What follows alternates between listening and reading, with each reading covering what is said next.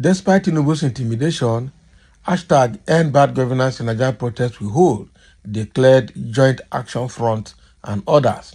The Joint Action Front is also part of the organizers and some others. So they say, irrespective of Tinubu's intimidation or military intimidation or whatever, the protest will go on and nothing will stop it. That is it. So whatever hashtag End Bad Governance in Nigeria, enough is enough to hunger and hardship. Reverse all anti-poor people's policies, okay? Jail all corrupt politicians, return all stolen wealth.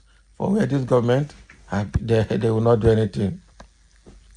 So in a dramatic turn of events, a coalition of youth, civil societies, socialist and radical groups have announced the hashtag End Bad Governance in Nigerian protest set to take place on Thursday, August 1, 2024 in Lagos and other parts of the country. Despite threats and intimidation from the Tinubu government, the protest will go ahead, signaling a pivotal moment in Nigeria's fight against oppressive governance. That is very good. The coalition consists of Joint Action Front, JAF, PR0T Vanguard, Yoruba Revolutionary Movement, UREM, okay, America Cabral Ideological School Movement, Youth Rights Campaign, Movement for African Emancipation, Education Rights Campaign, Precision, Electrical and Related Equipment Senior Staff Association of Nigeria, and Campaign for Democratic and Workers' Rights. So speaking at the press conference, coalition representatives outlined the extreme measures taken by President Tinubu's administration to discredit and suppress the protest.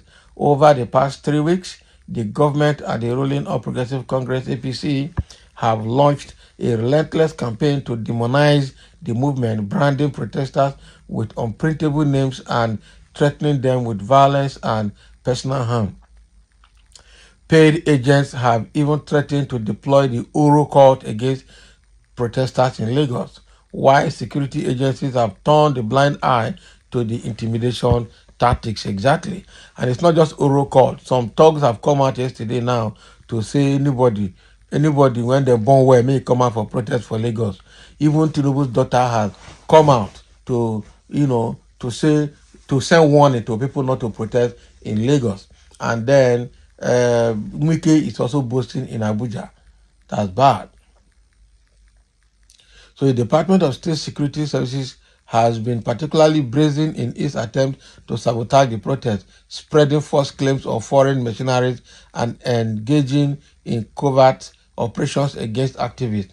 This unprecedented state-sponsored repression, the coalition argues, reveals a new era of civilian dictatorship under President Tinubu, a man who once claimed to fight for democracy but now undermines its very principles.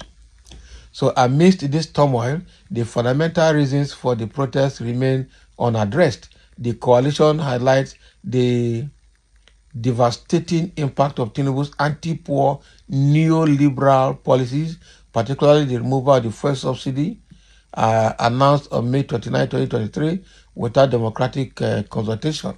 This policy has led to skyrocketing inflation, severe devaluation of the national currency, and widespread hunger, with over 26 million Nigerians at risk of starvation this year. Corruption continues unabated, with the ruling elite enriching themselves at the expense of the masses. Determined to fight back, the coalition has announced their support for the hashtag End Bad Governance in Nigeria, calling on youth, students, the unemployed, workers, and traders to join the peaceful demonstration. The protest will begin at 7 a.m. under Ikeja Bridge in Lagos. The coalition's cardinal demand include reversing fuel and electricity prices to pre-May 29, 2023 levels, and ending hunger and hardship, recalling victimized victims, providing free quality healthcare, and prosecuting corrupt politicians. The coalition emphasizes that the protest is peaceful and warns against any attempt to incite violence. They call on security agencies to refrain from infiltrating the protest with the aim of blaming the movement for any disturbances. So in their conclusion remarks, the coalition acknowledges that solving Nigeria's deep-rooted socioeconomic issues will require more than a single protest. However, they view this demonstration as a crucial first step in empowering the Nigerian masses to demand a new system that prioritizes the well-being of the people over the enrichment of a few. As Nigeria stands on the brink of significant change, the nation's youth and marginalized communities are ready to make their voices heard, challenging the status quo and demanding a better future. That is a very good one. I'm telling you, Joint Action Front and the rest of them are here to make sure that, the protest holds. So in the comment section, someone said now the government are about to set Lagos ablaze with their own ideology. Exactly. Because by the time the Yorubas are going to come out mostly, and then the Yorubas are going to counter them, the big powers and the other people will fight, and then before you know it, they will say the Igbos will tactically stay away. I'm telling you the truth. Igbos will look for a way to protect their shops to ensure that their shops are not looted. Because I know that some of these thugs are also looking for a way to loot the shops. As always said, the government cannot suppress the truth. How can you ask people not to protest with the glaring misgovernance and opulence lifestyle of the Nigerian politicians?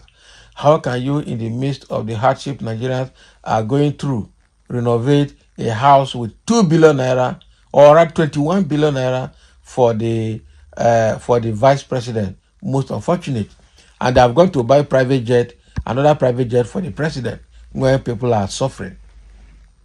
So all the so-called group are looking for recommendations and money. So the so-called group are criminals. Just 1 year in office, you are plotting for protest. Can you imagine these people?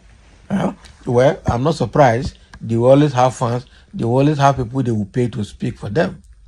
Some say, God will go with you. Good things are not achieved easily.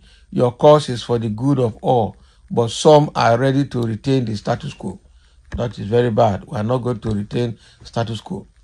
I don't blame Tinubu and his useless confidence if Nigeria isn't docile or isn't a docile country. How can he become or still remain president after the blunder he made on his inauguration day? The man goofed a lot.